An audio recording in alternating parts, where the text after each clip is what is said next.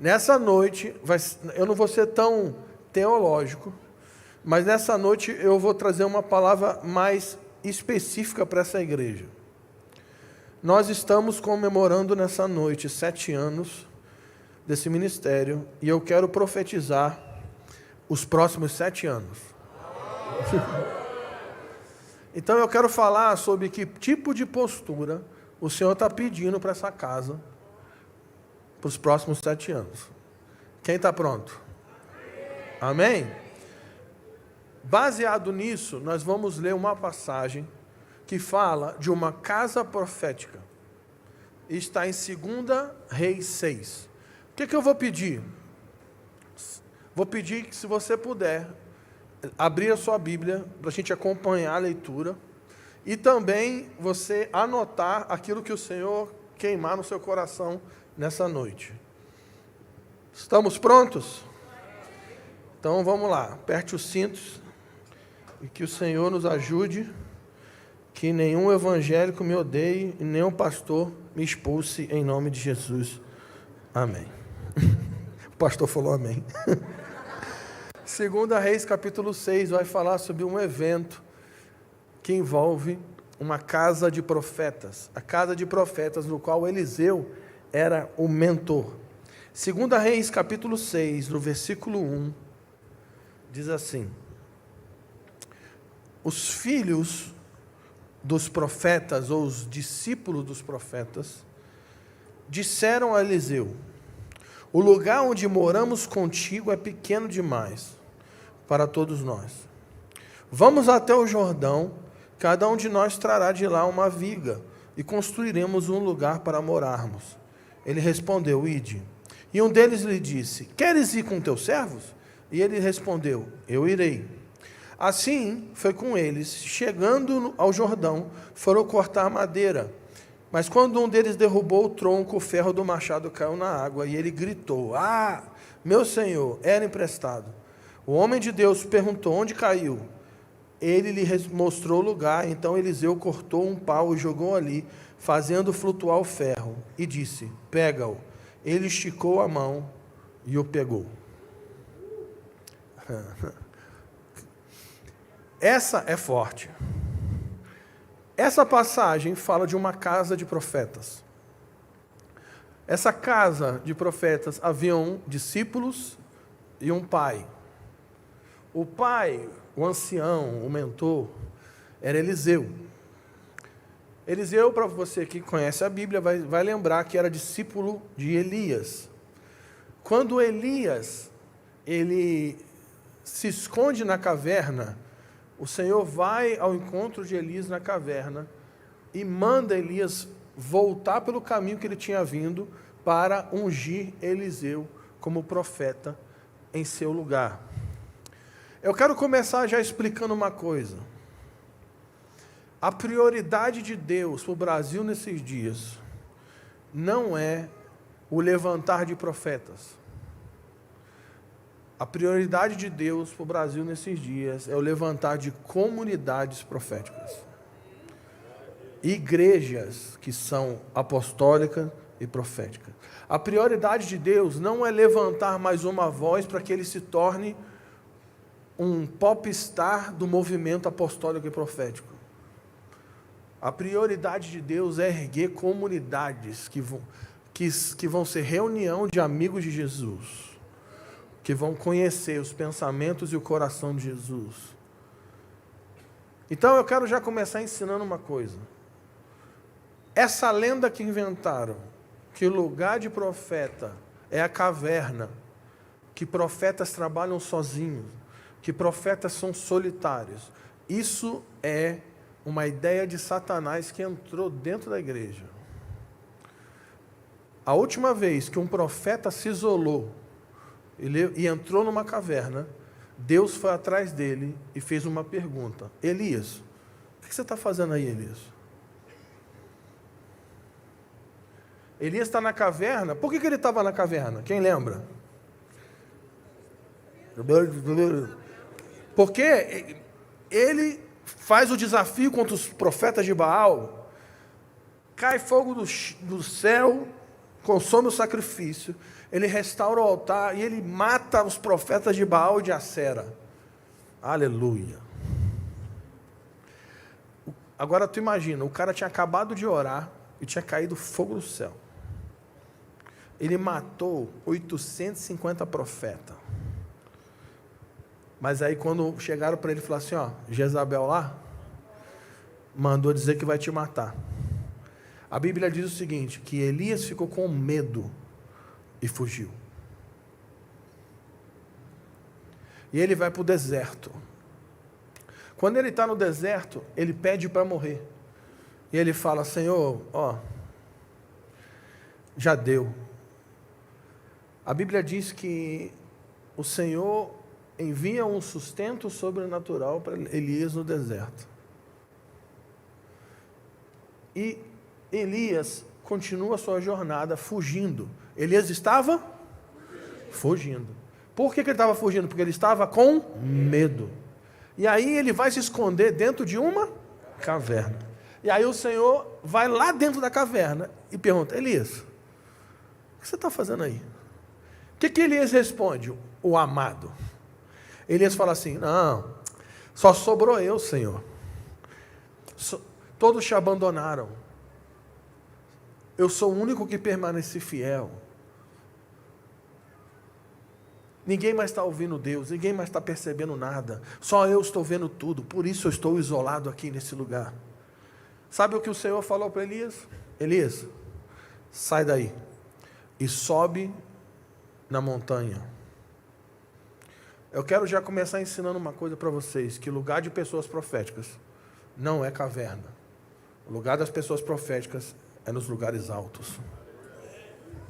Porque homens e mulheres proféticos são homens e mulheres de visão, de revelação. E caverna é um lugar escuro. A caverna é um lugar solitário. E todo lugar solitário é escuro. E todo lugar escuro é um lugar onde a sua visão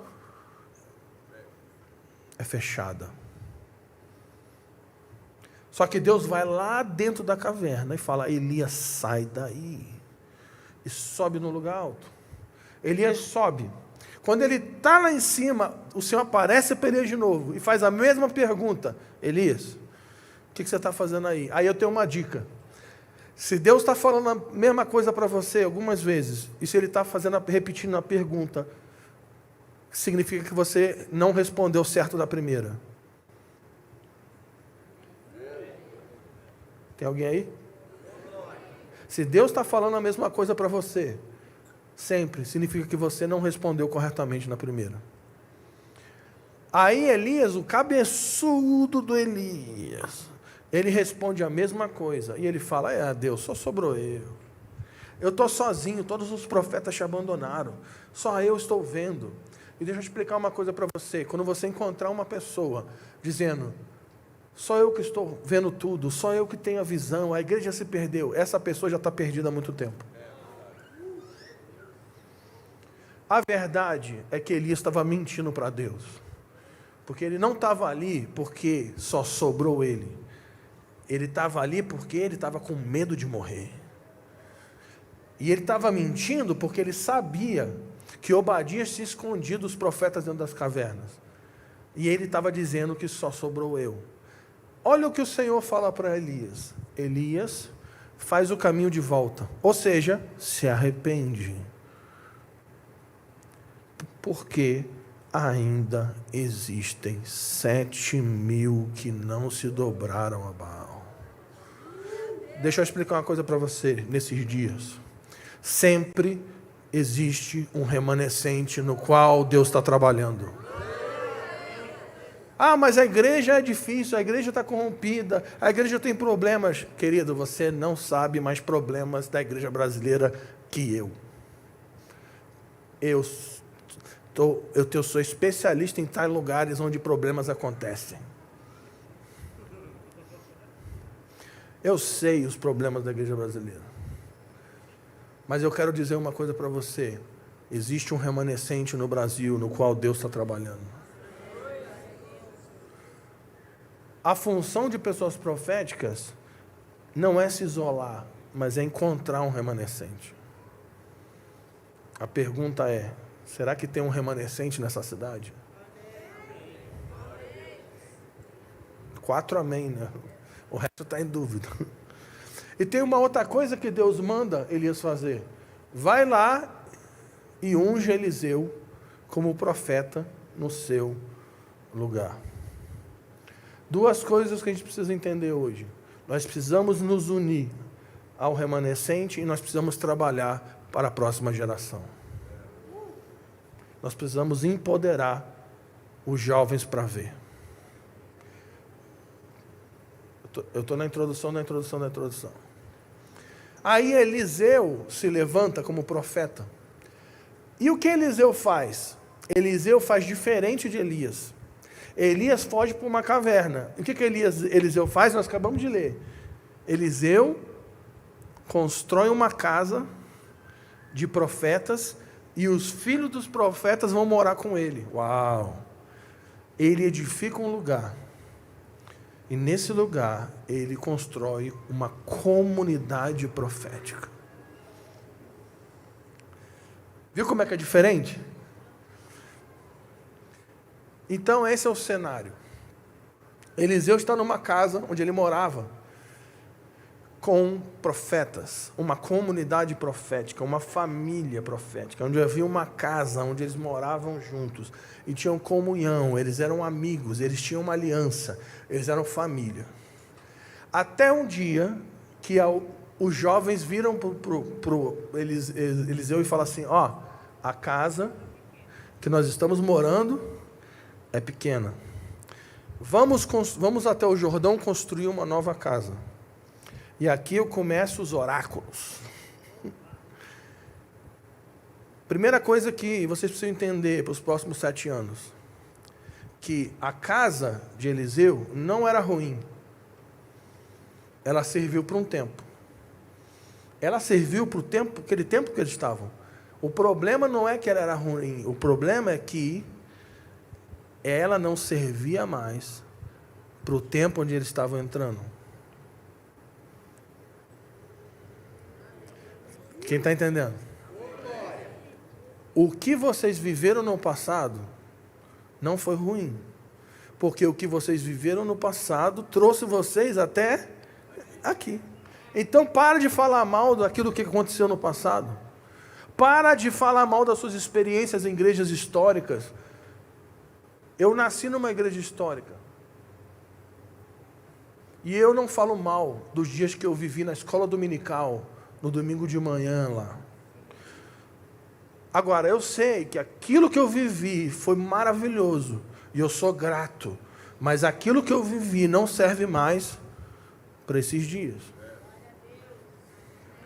Então, se Deus está chamando vocês para se tornarem uma casa profética, vocês precisam entender que nem tudo que funcionou no passado serve para o agora.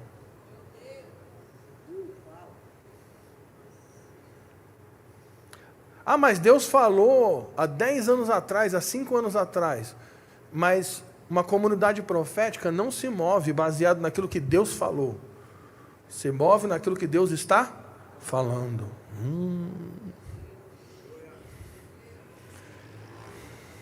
A casa era boa. O problema é que ela não servia mais para aquele tempo.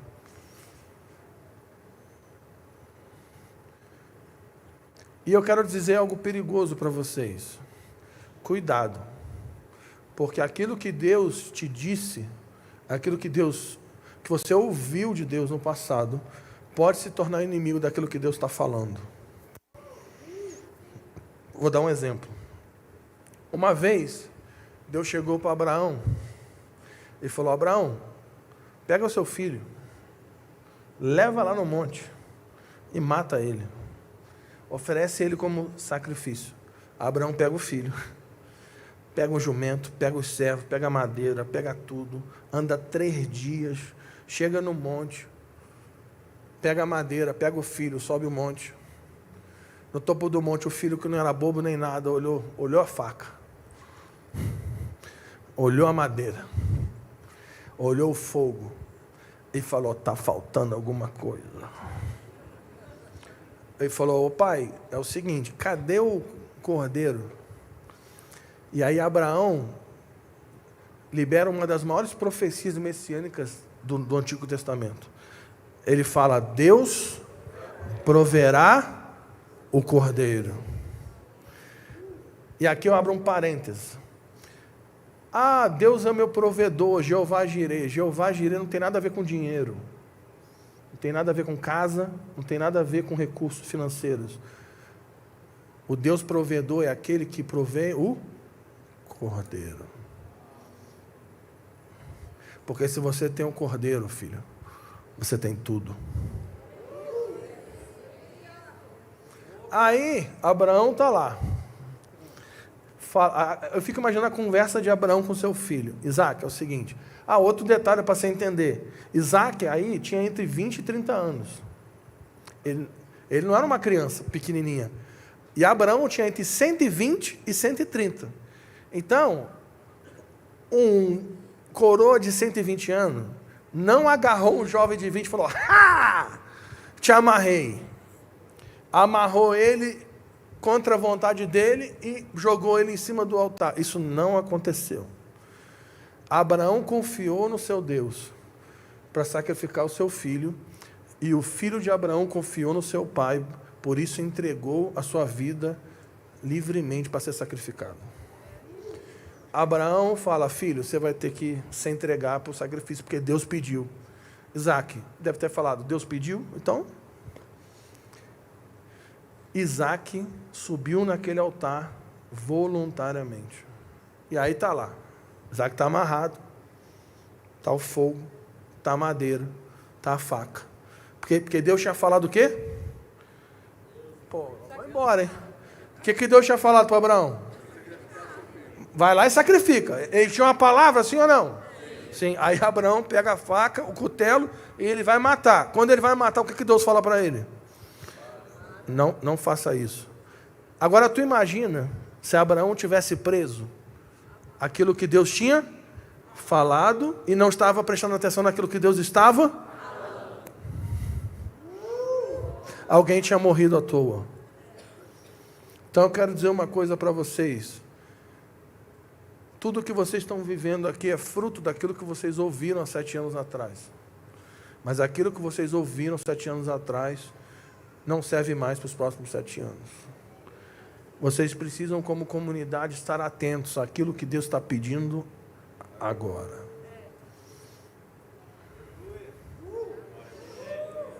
Não fique assustado se nos próximos meses, nos próximos 12 meses, a liderança dessa igreja começar a falar coisas totalmente contrárias àquilo que já foi falado no passado. Não fique assustado se vocês ouvirem direções totalmente diferentes daquilo que vocês ouviram no passado. Porque Deus continua falando.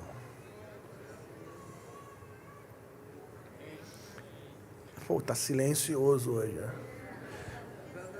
Vou usar outro exemplo bíblico. Aqui para o pessoal da superidade aí. Como é que é?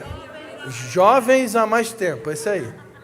Vou falar aqui para os jovens mais tempo, são mais animados que os jovens há menos tempo. O povo saiu do Egito e foi para o deserto. Um dia, o povo chatão começa a perturbar Moisés. E fala, Moisés, estamos com sede e a gente vai morrer aqui. Aí Moisés vai falar com Deus. Deus, o povo está reclamando aqui. Aí o que Deus fala para Moisés? Vai lá e bate na rocha com a vara e vai sair água. Aí Moisés foi lá, bateu na rocha e saiu água. Não foi isso? Muitos anos depois, eles estão no mesmo deserto, com o mesmo povo, chato, e o mesmo Moisés. E aí o povo reclama de novo, ó, nós estamos com sede, a gente vai morrer. Aí o Moisés vai para Deus de novo. Deus, ó, o povo está reclamando de novo aí. Aí o que Deus fala para Moisés na segunda vez? Agora vai lá e fala a rocha. O que Moisés fez? Bateu na rocha. Sabe qual é o pior? Saiu água. Gente, me ajuda a melhorar. Deus falou para Moisés falar a rocha. O que ele fez? Mas funcionou. Saiu água. O povo ficou no avivamento. Sabe o que isso significa? Que nem tudo que está funcionando, Deus está. Porque depois que a água sai, Deus vira para Moisés e fala: porque você não santificou o meu nome, você e Arão não vão entrar na terra prometida. Deus jubilou Moisés porque ele estava preso àquilo que Deus tinha e não estava atento àquilo que Deus estava.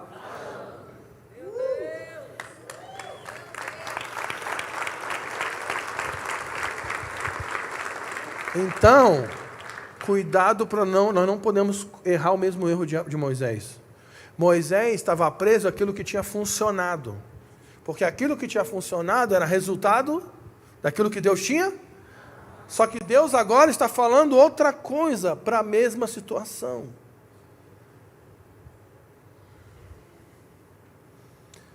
Tem um monte de gente preso àquilo que Deus está fazendo, falou no passado, que estão criando estruturas gigantes com multidões de pessoas. E aparentemente está tudo funcionando, mas Deus não está naquele lugar. Eu já preguei em mega church. Eu já preguei em igrejas com milhares e milhares de pessoas, onde Deus não estava. E eu já preguei debaixo de uma árvore, no sertão da Bahia, para 15 pessoas, e a presença de Jesus estava ali. Nós precisamos, pessoas proféticas precisam discernir a aparência de realidade. Nem pessoas proféticas precisam discernir entre aparência e realidade. Porque nem tudo que aparentemente está funcionando, o nome do Senhor está sendo glorificado.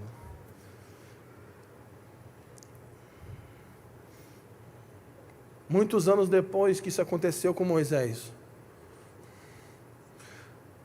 no topo de uma montanha, um judeu de 33 anos e meio estava nu, ensanguentado, pendurado numa cruz. Todos os seus amigos tinham abandonado, seus discípulos tinham fugido. O povo que comeu os pães e os peixes que ele multiplicou, o entregaram para ser crucificado. As multidões que ele curou clamaram para que ele morresse. Aparentemente, tudo estava errado. Aparentemente, tinha dado errado. Mas a realidade é que o nome do Senhor estava sendo glorificado.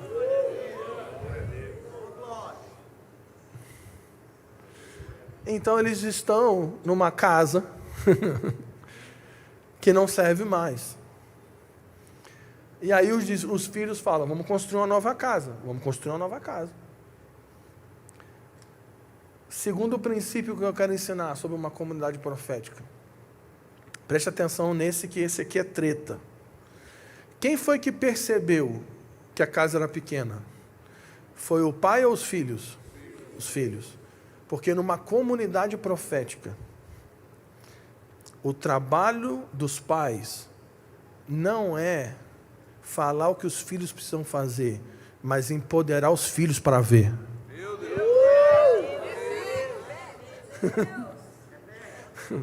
O trabalho de pais proféticos não é, nem sei, foi tão bonito que nem eu sei o que eu falei. É que eu não tenho esboço, eu saio falando as coisas, mas vamos lá, o que eu falei mesmo? O trabalho de pais proféticos não é, como é que eu falei? Eu nem sei, o que é? Não é falar o que os filhos devem fazer, mas empoderar os filhos para ver.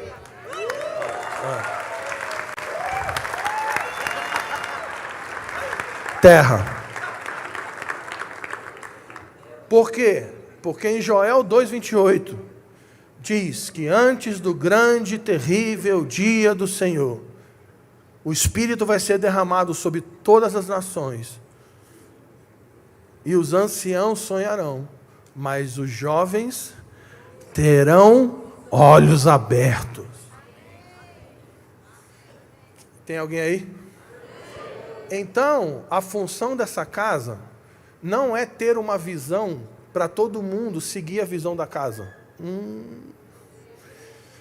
Você precisa seguir a nossa visão. O teu trabalho não é ter uma visão e trabalhar para todo mundo trabalhar na sua visão. O seu projeto é trabalhar para que eles tenham olhos abertos.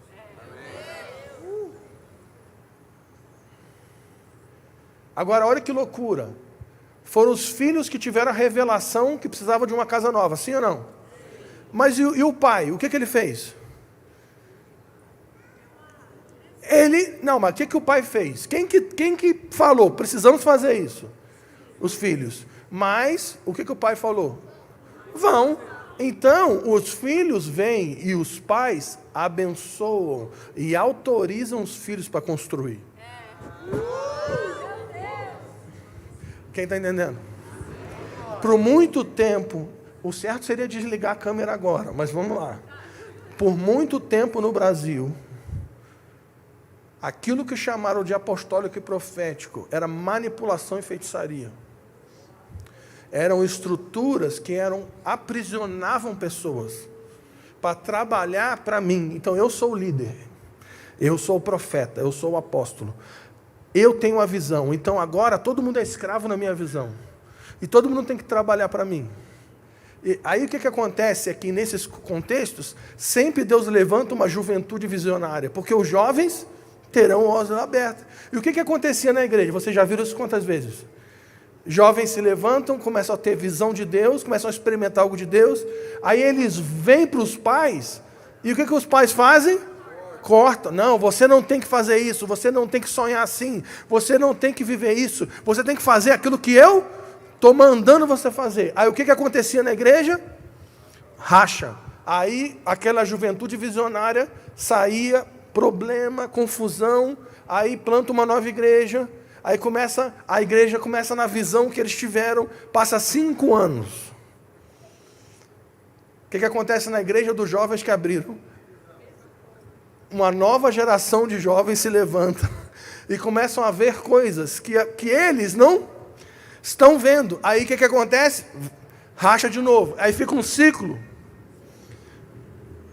Mas a minha Bíblia diz, em Malaquias capítulo 4, que antes do grande e terrível dia do Senhor, o espírito de Elias vai ser derramado sobre as nações, e o coração dos pais vai se converter aos filhos, e o coração dos filhos vai se converter aos pais, e as gerações vão se unir, construindo juntas para Deus. Tem alguém aí? Você está ouvindo? Então você que é pai, o teu filho vai ver coisas que você não vai ver. E você vai ter que aprender a se submeter àquilo que o teu filho está vendo. É tenso. Só que, presta atenção, olha que loucura. De quem era a casa? Quem que era o pai da casa? Mas quem que falou, vamos construir uma casa nova? E o que Eliseu fez? Vamos, uai. Só que olha só, ele se submete à palavra que estava sob os filhos, porque aquilo que eles estão fazendo vai afetar a vida dele, a casa é dele, uai. Só que olha o que acontece logo em seguida. Os filhos falam assim, mas ô Eliseu, você não quer ir com a gente não? Eliseu fala, eu vou. Por quê? Porque os filhos sabem a capacidade de fazer coisinhas erradas. Jovens têm o dom de fazer besteira. Porque jovens são apaixonados e vão ter revelação, vão ter experiência com Deus. Aleluia! Mas na hora de colocar em prática, se enrola todo. Porque não tem sabedoria. O que acontece? Os jovens vão construir, sim ou não? Na hora de construir, o que acontece?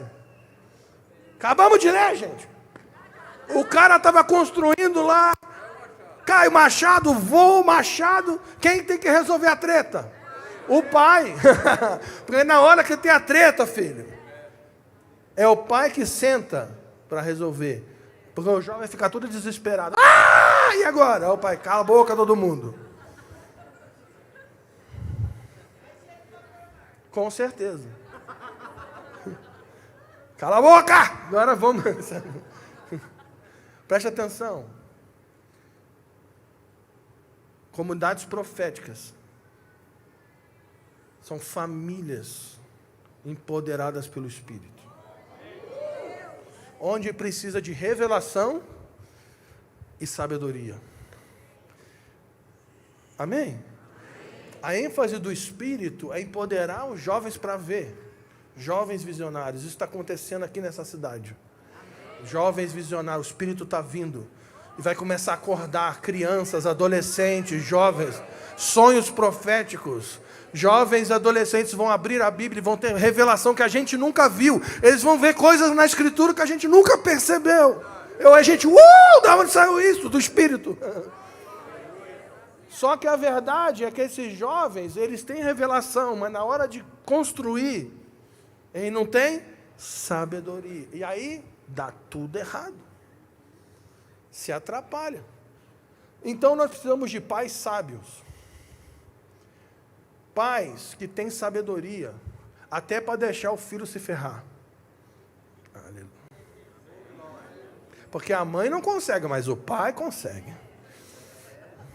A mãe, não, meu filho. O pai, deixa ele se ferrar. A mãe, meu filho, cala a boca. Brincar, é pia, não. Isso é zoeira. Deixa ele bater a cabeça na parede. Porque isso, pais super protetivos, isso não é espiritual. Filhos aprendem com a jornada. E os erros fazem parte do aprendizado. Porque nós estamos vivendo isso que vivemos hoje por causa dos erros e nossa jornada que nós tivemos. E a gente tem que aprender a ter sabedoria de deixar que os jovens tenham revelação e trilhem uma jornada. A nossa função nesses dias não é dizer o que você tem que fazer, mas é te ensinar a como construir baseado naquilo que você está vendo.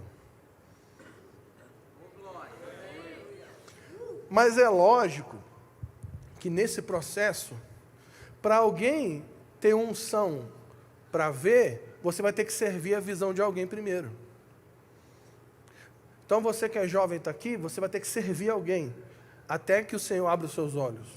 Porque isso faz parte do processo da revelação. E eu quero dizer uma coisa, para quem é jovem aqui. Mas a igreja é ruim, a igreja é complicada. Você lembra da igreja de Samuel? Quem lembra da igreja de Samuel? A casa de Eli. Olha que bênção que era a casa de Eli. Aleluia, vai dando glória. Eli era um sacerdote cego. Os filhos de Eli, que era o ministério pastoral, eles roubavam as ofertas da casa e se prostituíam dentro da igreja. Gente, a arca de Deus estava ali dentro, e os caras estavam se prostituindo no lugar onde a arca estava. Gente, você entendeu? Quem está entendendo? Mas a Bíblia diz, em 1 Samuel capítulo 3, que o menino Samuel servia ao Senhor diante de Eli. Ele servia ao Senhor sob as instruções de Eli. Presta atenção, Samuel se submeteu a um líder cego. E servia na casa onde havia prostituição, imoralidade e roubo. E nesse lugar, ele foi fiel. Então, para de olhar para os erros da igreja e continua sendo fiel.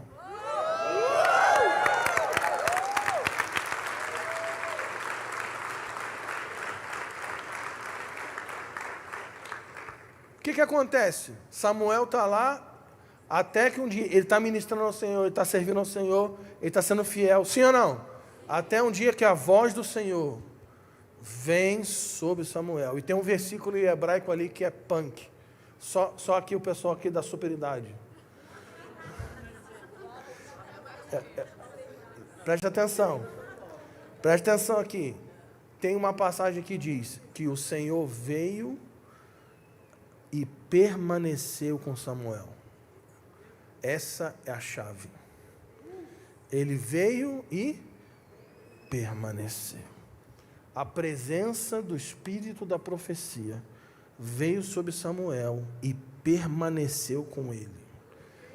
E naqueles dias a visão era rara, a profecia era rara. Mas Samuel é levantado como profeta. Por quê? Porque ele foi fiel servindo uma casa. Então, como que faz para ter revelação? Sendo fiel, servindo a casa de Deus. Ah, mas tem um monte de problema. Serve a si mesmo. Ah, mas o meu pastor, ele não entende o que eu entendo. Não tem problema, serve a si mesmo. Continua servindo, continua ministrando ao Senhor, continua se submetendo. E Deus vai te visitar com a sua presença. Está fazendo sentido isso? Eu não sei aonde a gente está, mas vamos continuar. Então, você tem um cenário. Eliseu tem uma casa. Ele é o pai. Os filhos dos profetas são treinados por Eliseu para ver. Eles têm revelação. E aí eles falam, precisamos construir uma casa nova. Eliseu se submete à palavra que estava sobre os filhos, e os filhos submetem a construção à sabedoria de Eliseu. E aí eles começam a construir. E aí, preste atenção, eles vão para um lugar chamado Jordão. Repita comigo, Jordão. A palavra Jordão significa lugar aonde se desce. Lugar aonde desce. Jordão é um lugar muito significativo na história profética de Israel. Porque no Jordão aconteceram as maiores transições proféticas da história. No Jordão aconteceu a transição de Moisés com Josué. Aconteceu no Jordão. No Jordão aconteceu a transição profética de Elias com Eliseu. No Jordão. E no Jordão aconteceu a maior transição profética da história da humanidade. A liderança profética de Israel passou de João Batista para Jesus no Jordão. Porque para edificarmos uma casa para Deus, ninguém vai ter autorização para edificar nada para Deus, se não passar pelo Jordão. Jordão fala de um lugar de humilhação, humildade, sujeição, submissão, serviço. Porque só vai edificar algo para Deus se você passar pelo Jordão. Repita comigo, a autoridade requer submissão. Quem já, vamos aqui ser sincero, quem já viu a mesma música, tá? A mesma música, calma. Quem já esteve em lugares onde cantou a mesma música, só que uma pessoa canta e não tem nada acontecendo. Mas quando outra pessoa canta, às vezes nem é tão afinado. Ela começa a cantar e o lugar começa a vir um peso do Espírito no lugar. Quem já viu isso?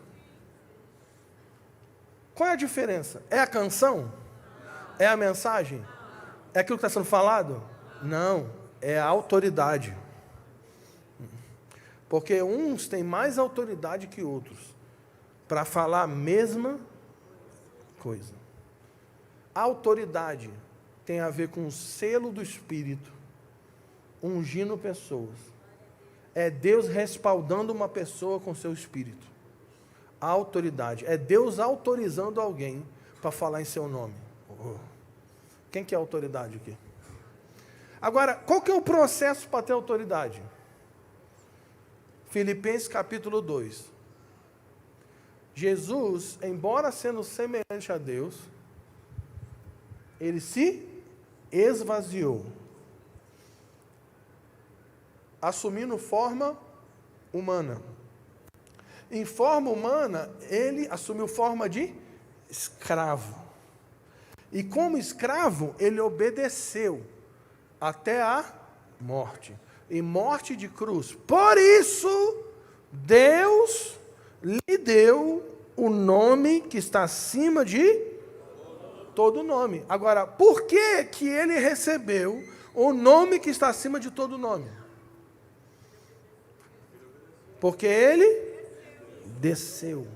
E porque ele desceu para servir, Deus o exaltou. Uou.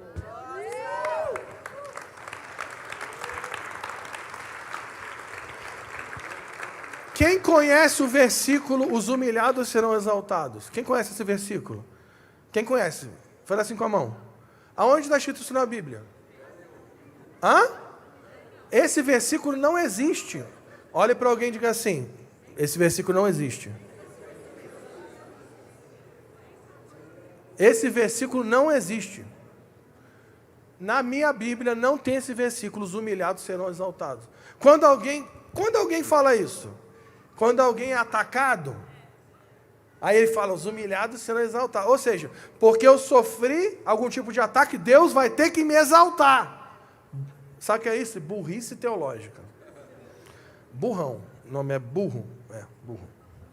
Porque não tem isso na Bíblia, não tem. A Bíblia não diz que os humilhados serão exaltados. A Bíblia diz que aqueles que se humilham, Deus os exaltará. Então é você que desce e Deus te... Lembra que eu falei ontem, no dia polêmico? Ontem foi o dia polêmico, hoje é o dia light. O dia polêmico foi ontem, eu falei que no reino de Deus existem grandes e pequenos. Uns têm mais autoridade que outros, sim ou não? Sim. Agora, no reino de Deus, quem é maior? É quem serve, é quem desce. Gente, você lembra da Páscoa de Jesus? Você sabe que entre os judeus tinham costumes de convivência, de honra, né? Tinha a ver com numa casa, quando chegavam as pessoas, você honrava aqueles que estavam chegando, né? Você lavava os pés, todo mundo sabe disso? Lavava os pés. Eu fico imaginando Jesus, só tá aquele monte de homem ali, por quê? Porque quem que descia para lavar os pés? O escravo mais baixo da casa. Porque era uma situação muito humilhante. Imagina os pés daqueles homens, sujos de bosta de camelo, com lama, devia com aquela sandália de couro fedida. Devia ser um negócio assustador. Imagina o chulé. Devia ser terrível. Aí, para descer, imagina, tu descer, para lavar aquela parada, era um negócio tenso. Então, era o escravo mais baixo da casa. Agora, olha só, e se a casa fosse pobre e não tivesse escravo? Quem é que descia? Hã? A mulher. Sim. Porque um homem que não fosse escravo, nunca que ia descer para se humilhar para lavar o pé de outro homem. Era a mulher que tinha que descer. Agora tu imagina, Jesus está com os discípulos numa ceia.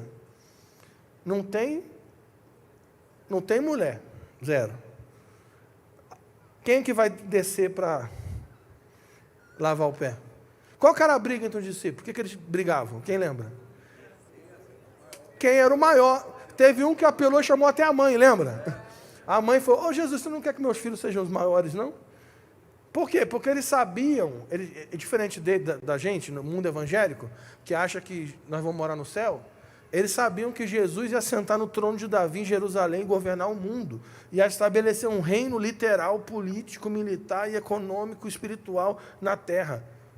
E eles queriam ser os bambambam no reino. E é os ministros Power Ranger vermelhos, né? Então, todo mundo, eles estavam brigando para quem ia ser o maior. Aí quem quer descer para lavar? Mas quem que desceu? Jesus olhou e falou assim, eu vou ensinar um negócio para vocês. O Deus encarnado desceu para lavar o pé que ele mesmo criou.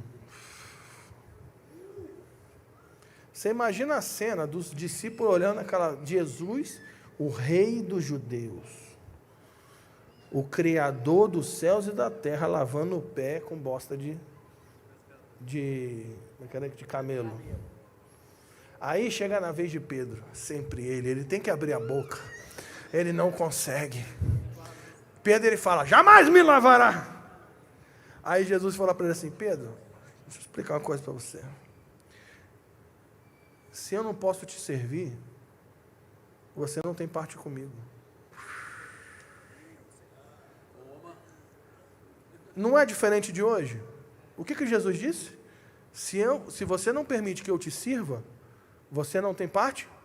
Mas o que o mundo evangélico fala? Se você não me serve, você parte comigo, você quebrou a aliança comigo, e por isso você vai ser amaldiçoado e teus filhos vão ter câncer. Você está rindo? Isso é real. Alguém já foi amaldiçoado por um pastor aqui? Levanta a mão. Então, esse pastor que te amaldiçoou, ele é um falso profeta, é um feiticeiro. E essa maldição não tem lugar na tua casa. Como que volta para a casa de Eliseu agora? Não sei. Mas voltando. Eles foram para o Jordão. Um lugar onde se desce. Comunidade profética é um lugar de servos. Uma família de submissos. De servos. Onde líderes servem os seus liderados. E os discípulos servem os seus mentores. Isso é cultura de honra. Cultura de honra não é, você tem que ficar puxando o saco dos teus líderes o tempo todo. Isso é cultura de honra. Não, isso não é cultura de honra, isso é bajulação. Cultura de honra é, todos servem todos.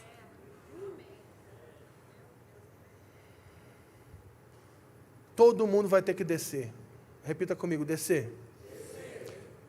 E aí, vamos para o evento que mudou a história da humanidade. Muitos anos depois, no Jordão, repita comigo, Jordão, havia um profeta muito louco. O nome dele é João. Ele é doidão. No The Chosen, ele parece o cantarino. E ele está batizando. E aí um dia chegam para João e falam assim, João, você é o profeta? João fala, não. Porque quando eles perguntam se ele era o profeta, o que eles estão perguntando? Você é o profeta semelhante a Moisés? Você é o Cristo? João, não. Eu sou apenas uma voz. Eu sou a voz daquele que clama. Eu só estou aqui preparando o caminho do Senhor. Porque vem alguém aí, que é mais poderoso que eu. Eu não sou digno nem de descer para lavar os seus pés e desatar as suas sandálias. Eu não sou digno. Eu batizo com água para arrependimento de pecados, mas ele está vindo para batizar com o Espírito Santo. Porque João tinha uma missão. Qual era a sua missão? Ele disse, o que importa é que eu desça, para que ele cresça. Porque a minha função na terra é diminuir, para que ele cresça. Porque eu sou um precursor. Alguém que está limpando o chão, preparando o caminho, para que o rei possa ser exaltado. João era um homem submisso, sim ou não? E aí um dia ele está no Jordão. E aí aparece Jesus. Jesus aparece e ele fala assim, lembra lá da profecia de Abraão? O que Abraão profetizou no monte? Deus proverá para si o cordeiro.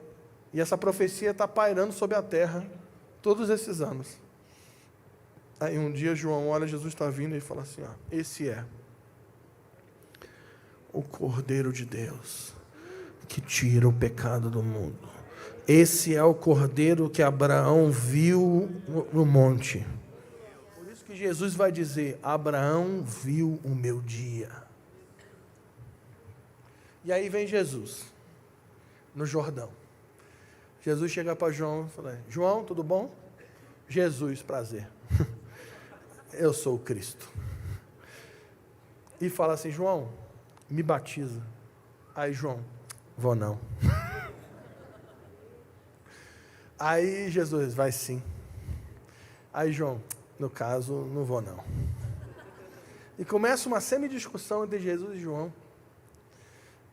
Porque Jesus está pedindo para ser batizado por João. Só que João, na verdade, ele queria ser batizado por Jesus. Se João está dizendo que não é digno nem de lavar o pé de Jesus, tu imagina batizar Jesus. Ele: jamais, você é o Messias, você é o rei dos judeus, você é o criador dos céus e da terra, não vou te batizar. Jesus fala o seguinte: vamos fazer assim, ou seja, faça o que eu estou falando, para que se cumpra a justiça. Repita comigo: justiça. A palavra justiça significa colocar as coisas em ordem, retidão. Agora vamos analisar tecnicamente o que Jesus está pedindo. Teologicamente, o batismo de João era um batismo para quê mesmo? Arrependimento de pecados. Qual que era a finalidade do batismo de João? Remissão de pecados. Só um parênteses. João estava confrontando os sacrifícios que eram feitos no templo. Porque os sacrifícios do templo eram sacrifícios para remissão de pecados. João está dizendo: isso aí não serve mais para esse tempo. E ele começa a batizar no Jordão. Fecha o parênteses, continua. Jesus fala: me batiza, João. Não dá, você é o Messias. Porque, vem comigo, Jesus tinha pecado, gente? Não. Sim ou não? Então, para que Jesus queria um batismo? Para arrependimento de pecado? Sempre que Jesus não tinha pecado. Jesus está pedindo para fazer um negócio que ele não precisa. Mas João está dizendo: eu quero ser batizado com o Espírito. Só que João esqueceu que Jesus já tinha batizado João no Espírito lá em Lucas 1. Porque o Gabriel falou para Zacarias assim: ó, João vai ser cheio do Espírito Santo desde o ventre da sua mãe. Isso é possível? Sim. Porque quando Maria entra na casa de Isabel e fala Shalom, o Espírito do Cristo que estava dentro de Maria batizou João que estava dentro de Isabel. E Isabel foi cheia do Espírito Santo e começou a profetizar. Muitos parênteses abertos. Voltamos para o Jordão. Então, fica uma pergunta nessa noite. Por que Jesus pediu um batismo que não precisava? E eu respondo agora. Jesus se batizou no batismo de João apenas para se submeter à palavra que estava sobre João. João se submeteu à unção que estava sobre Jesus. Mas Jesus também se submeteu à palavra que estava sobre João. Jesus fez um negócio que ele não precisava, só para dar testemunho a todo mundo. A palavra que esse homem está profetizando é uma palavra que vem do alto. Escute. Endossou. E aí, quando dois submissos se encontram, o céu se abre. O Espírito é derramado. A voz do Senhor é conhecida. E a justiça é estabelecida. Existe um clamor do Espírito para essa igreja para os próximos 7 anos. Ele está chamando essas pessoas, todos vocês nessa sala, para o Jordão. Ele está chamando essa igreja a descer. Uma comunidade de submissos. Uma comunidade de servos. Gente, se Jesus, o Deus encarnado, se submeteu à palavra que estava sobre João, por que que tu, um mero mortal, continua querendo viver a sua vida sem submeter a ninguém? E eu quero dizer uma coisa para você, esse modelo pastoral que a gente viveu até aqui, isso acabou.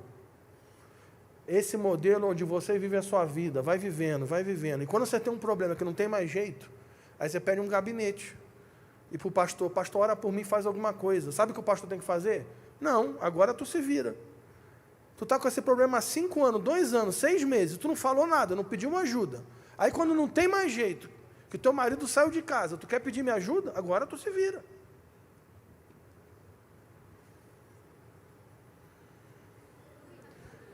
Nós precisamos nos tornar, de fato, uma comunidade de submissos. Pessoas que submetem a sua vida, confessam os seus pecados, confessam os seus problemas, abrem a sua vida, falam das suas dificuldades, dos seus problemas. Não é quando não tem mais jeito, não. São pessoas que confessam tentações e não pecados. Porque tentação não é pecado, não. Pecado que é o problema, tentação não. Pessoas que pedem ajuda e na comunhão são curados. Jordão é um lugar onde o Espírito é derramado. Jordão é um lugar onde há cura. Jordão é um lugar onde a palavra profética é estabelecida. Jordão é um lugar onde a casa de Deus é edificada. Tem alguém aí? Existe um clamor do Espírito sobre nós. Existe um fogo santo aqui nessa sala. O espírito de temor está sobre nós agora mesmo. O espírito que convence do pecado, da justiça e do juízo. O espírito que provoca uma tristeza segundo Deus. O espírito está sobre nós nessa sala, nos convidando ao arrependimento.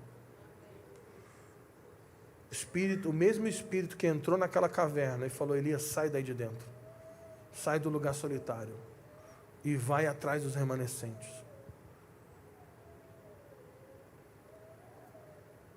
O Espírito está sobre nós, nos convidando a descer nessa noite.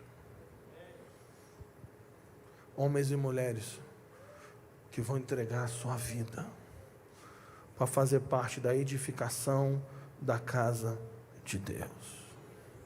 Homens e mulheres que vão servir. Talvez você nem sabe como você vai servir. Talvez você nem tenha clareza de qual é a sua parte nessa construção. Não tem problema, você não precisa saber tudo. Você só precisa ter um coração submisso. Samuel não tinha noção do que ia acontecer.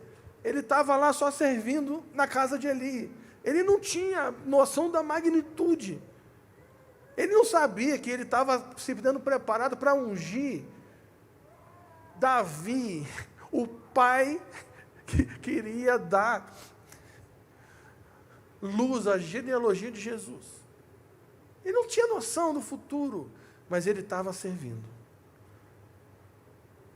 Eu vi alguns vídeos e algumas fotos hoje do encontro de voluntários. O encontro de voluntários no touro mecânico. E eu vi homens e mulheres felizes, só pelo fato de terem a honra de servir na casa de Deus. E o Espírito está chamando essa casa para um aprofundamento nesse lugar chamado serviço. Uma entrega que envolve o nosso coração, envolve a nossa família. Não tem a ver com fazer algo para o pastor A ou pastor B. Tem a ver com participar daquilo que Deus está fazendo. Um lugar para que Ele possa habitar com a sua presença.